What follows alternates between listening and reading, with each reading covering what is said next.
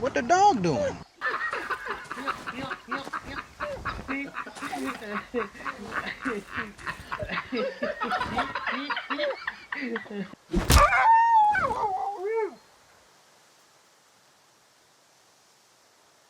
Alright, so I'm definitely behind the curve on this one, sort of a running theme on this channel, but I finally got around to experiencing the Slavic farming sim that caused so much buzz in the sort of niche indie horror circles in years past. And originally I was just playing strictly for myself. I really had no intention of creating any YouTube content out of it, because it's been out so long and people have already done their lengthy analyses where they use big words and shit. But I realized that I severely misjudged the status of Darkwood. I guess I'm just so entrenched in the horror nerd circles that I thought this game had like a Darkest Dungeon sized following, because I heard so many people talking about it. But it turns out that all of the people I heard talking about it were pretty much the only people talking about it. So I think there's still a lot to say, because these three fucking Polish dudes managed to build a survival sandbox horror game that is a better sandbox than most non-horror survival games, and is a more consistently gripping horror experience than most meticulously scripted titles. It is fascinating. So this is one of those games that opens with a big tough warning. You know, this game will corner you in a real life alley and stab you to death and make off with your kidneys, that kind of thing. And a lot of the time when games do this, I do not like it at all. I cringe just a bit. One reason is that it's usually less about informing the player of something actually important and more about the developers flexing what an edgy, hardcore thing they've made.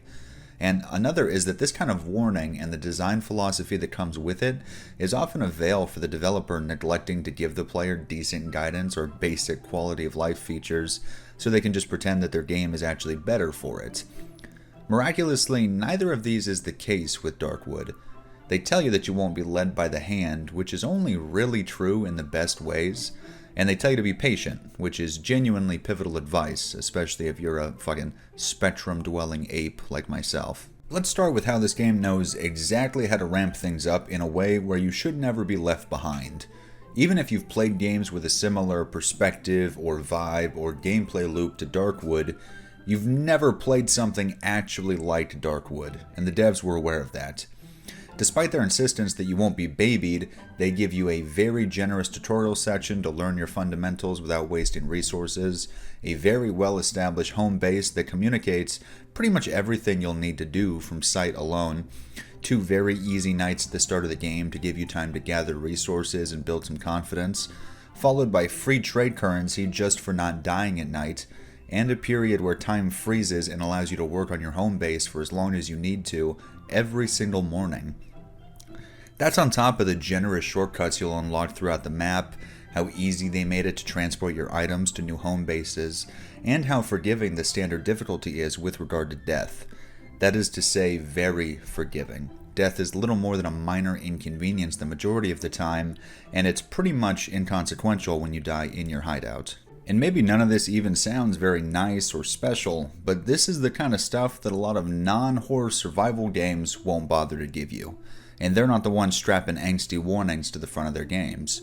The secret they're not telling you is that Darkwood isn't actually a mechanically difficult game. It's just foreboding and fucking anxiety-inducing from start to finish from the second they give you that ominous warning. And the way you make progress is by powering through the constant uncertainty and taking risks that, in the moment, you probably don't want to.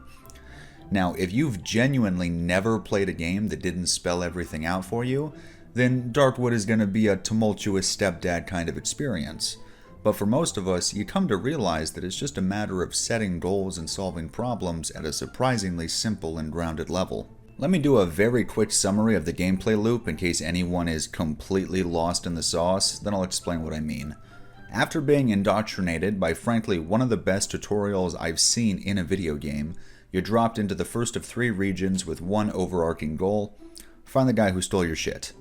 Soon after, you meet an edgy furry who gives you a more direct goal: reach the next biome, as well as a friendly trader who will be your savior time and time again. You need to scour your current region for supplies to upgrade your equipment and your home defenses, because once the sun goes down, you better be locked inside with a piece of wood ready for the fight. The path to the second region is obstructed by growths that need to be burned away with Molotov cocktails or some other fiery substance, meaning you have to upgrade your workbench and learn how to craft those. And it's blocked by a mid-tier enemy who will probably have you turning room temp if you're not packing decent supplies or if you haven't gotten the hang of the game's combat by beating all the local dogs to death. It's actually a pretty low barrier for entry, like you could conceivably bull rush through there after just a couple days in Region 1, but the game is very, very good at instilling a sense of caution and long-term thinking in the player. Days move by quickly, and the character moves by at a fucking snail's pace. You're never going to be able to accomplish everything you wanted to on a given day before you need to book it back to something more closely resembling safety and try to survive the night. Even if you're setting reasonable goals and adhering to an intelligent strategy like the good little gamer you are, you're still going to be playing catch-up and needing to improvise every step of the way. And this is the beautiful crux of the game's design, making the player feel like they're in a constant uphill battle and race against time where they have to be creative, while subtly making creative problem solving easy for motivated players. Once you get into the late game, your control over the in-game economy and the combat challenge are both going to skyrocket, and your financial focus is going to be killing power. But the first several hours are a very different experience. The map will contain many of the same elements from run to run, but the locations are always randomized, so until you build up a decent stockpile, which will never really be consistent anyway, you're going to be lacking certain resources on certain days. Like this run, my very first run ever, I stumble onto this creepy ass location with a chained up dog. I haven't found any wood piles yet, so I completely lack the means to build a weapon or torch, but my day has already become devoted to looting this place, so I gotta get past him.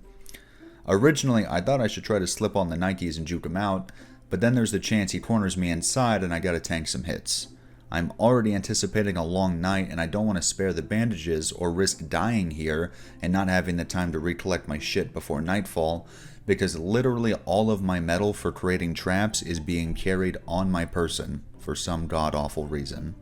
Then I realize I haven't found much wood, but I do have quite a bit of fuel to spare, and some bait. Now this bait is pretty effective, but is it effective enough? The answer was yes.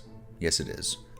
Now, see, the game is not going to tell you to do this psychopathic shit, but once you've immersed yourself in this world, which is easy to do, it won't be long before you make your first outside-of-the-box decision. Then another, then the next, until you realize that this game is not about grinding through the day and settling into a comfortable mechanical rhythm. It is about constantly doing off-the-wall shit in a struggle for survival and having it actually work, because the game has facilitated player creativity in a way that very few of its peers can equally claim. Speaking of all that nice stuff I just said, let's talk about night. In addition to otherworldly horrors beyond our mortal comprehension, you're also going to have to deal with humans and dogs and the British once the sun goes down. Combat can almost always be avoided while you're roaming the world during the daytime. If you're being careful, it should pretty much always be your decision to begin combat outside of the few scripted encounters. Night is exactly the opposite. You're forced into confined spaces with a guarantee of incoming violence. You are completely on the defensive. And there are a lot of games about defending things, obviously, whether it's a house, a tower, a city, a nation, a planet.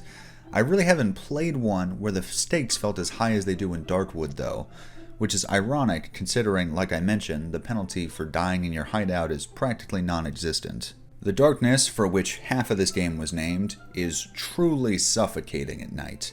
You will have almost no visibility of the majority of your compound, and you'll be relying on sound and split-second decision-making.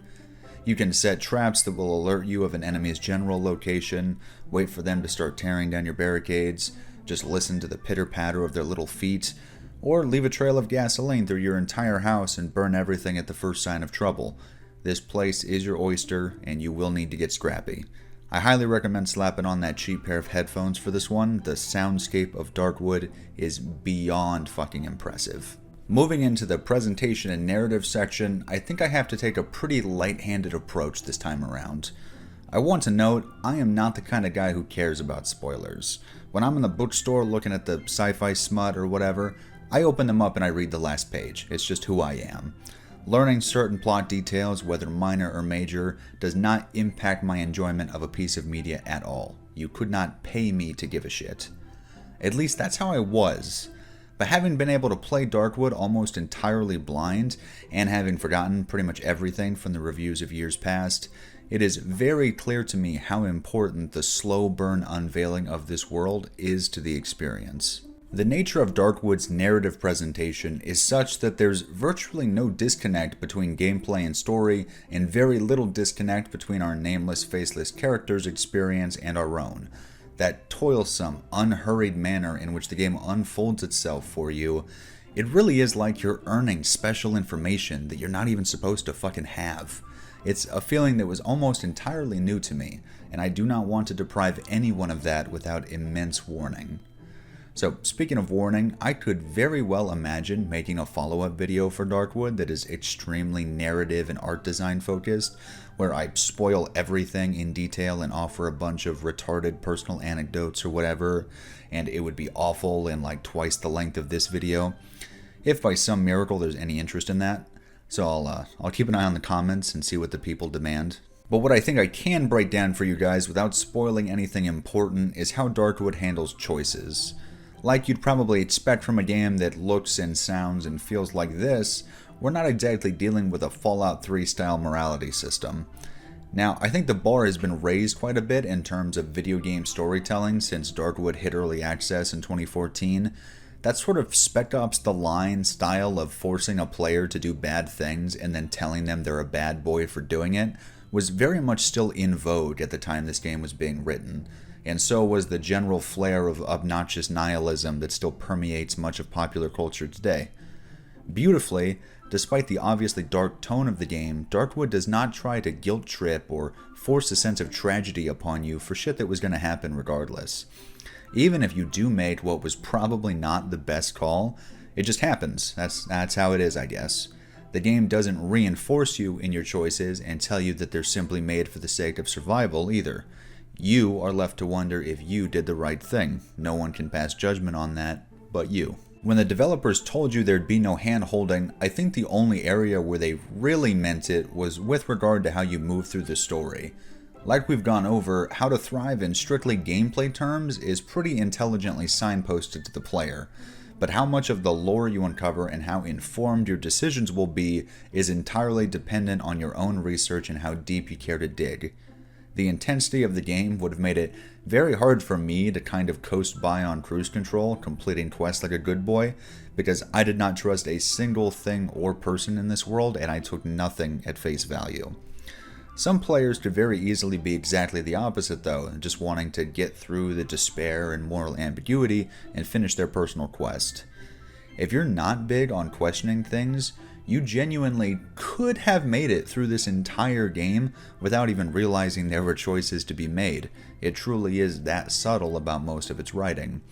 Decision making is not a big dramatic spectacle, it simply occurs, and you might notice some horrific repercussions, and you might not.